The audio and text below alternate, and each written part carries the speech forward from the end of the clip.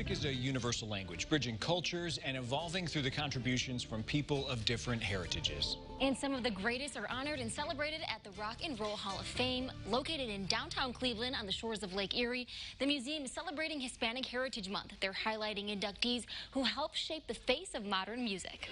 Since the beginning of rock and roll, we've seen deep influences of Latino music.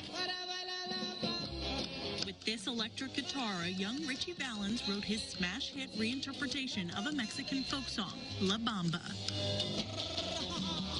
By introducing Spanish lyrics into a rock and roll song, even that in alone in 1958 hadn't been done before. So that was groundbreaking, that was innovative. His contributions join those of other artists of Hispanic heritage who have their names etched in gold on the Rock and Roll Hall of Fame inductee wall. Vinnie Lopez, aka Mad Dog of Bruce Springsteen's E Street Band. Everybody from Greg Errico of Sly and the Family Stone. Robert Trujillo of Metallica and Linda Ronstadt, among others. En la noche silenciosa. That last name may come as a surprise to some. Mariachi, my family are Mexican, and that is my roots.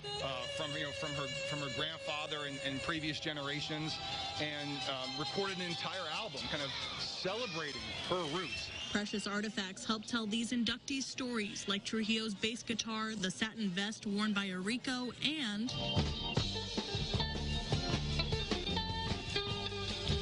in our brand new Play It Loud special exhibit, we feature the famous Wolf guitar by Jerry Garcia of the Grateful Dead. Director of Fan Experience John Gerke says the Dead fostered a powerful communal aspect.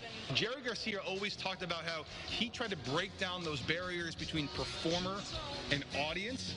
It was more about we are all sharing in this experience together. One musician that Gerke says certainly has shared his heritage is Carlos Santana. These collaborations, it's doing what we see in music today. It's introducing his music to the fan bases of these other artists and vice versa. Pre-pandemic, the museum has participated in events like the annual Latino Heritage Fest. But in today's world, they encourage people to make use of their free online educational resources. Rock and roll has never been one thing. It's never looked one way. It's never sounded one way. If you have one image of rock and roll, I would encourage you to broaden that representation. In Cleveland, Alex Stokes, Fox 8 News. Carlos Santana was the first Hispanic Rock and Roll Hall of Fame inductee. He was honored in 1998. We want to thank you for taking this journey with us. We hoped you learned a lot about the Hispanic Heritage Line right in your backyard.